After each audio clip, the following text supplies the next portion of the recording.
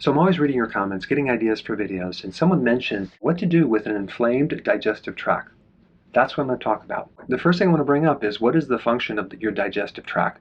And I'm mainly talking about your stomach, your small intestine, and the large intestine. The main function is to break down your food, the macronutrients, carbs, proteins, and fats, and then absorb the micronutrients, okay? Pull it in through the digestive tract at its smallest level. In other words, you're eating protein, but we're absorbing amino acids. You're eating fat and you're absorbing essential fatty acids. You're eating carbohydrates and you're extracting the vitamins and minerals.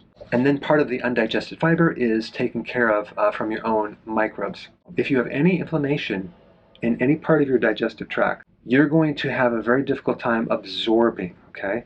There's a condition called malabsorption. That means you're just not getting the absorption of the nutrients into the body, and that could occur from inflammation in the lining of your colon or scar tissue that was created from the inflammation. So now we have a situation because we're not going to get the full absorption of vitamins, minerals, essential fatty acids. Certain parts of your digestive tract absorb certain nutrients, okay? So if we can identify what part of your digestive tract is damaged, let's say the last part of the ileum, that's the last part of the small intestine, then we know you're not going to be able to absorb the amino acids as well or the bile salts. So we won't get that recycling, and chances are you're going to be deficient in bile, which means you'll probably be deficient in vitamin A, D, E, and K.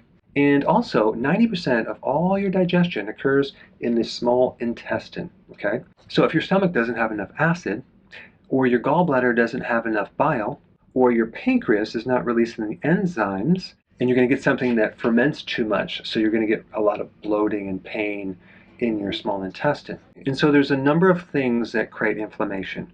It could be from taking antibiotics, it could come from antacids, it could come from pathogens because you don't have enough acid in your stomach, it could come from food poisoning, tapeworms, gluten, grains, omega-6 oils, highly inflammatory. It could also come from food allergies.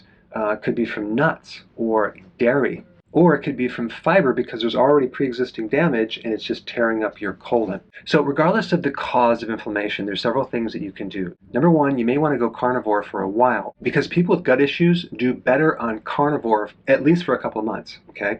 They don't do well on a very high fiber diet unless there's maybe a small amount of fermented vegetables or cooked vegetables.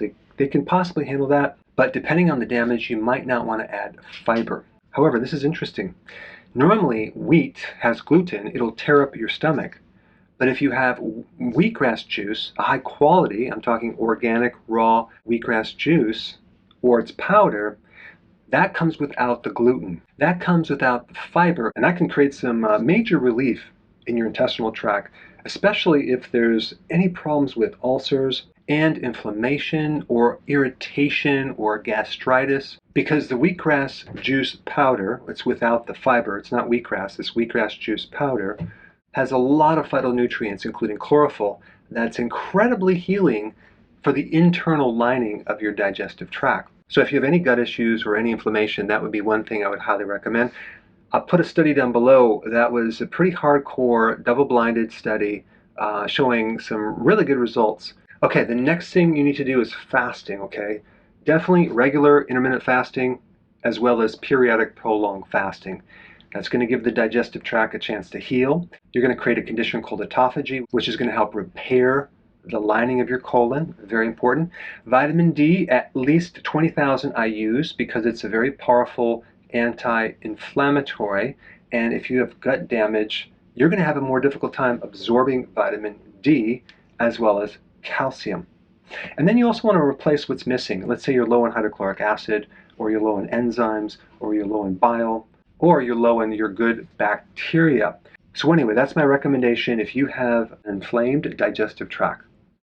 Hey, before you go, if you're benefiting from any of my content, I would love to hear about your success story. Please share it in the link down below.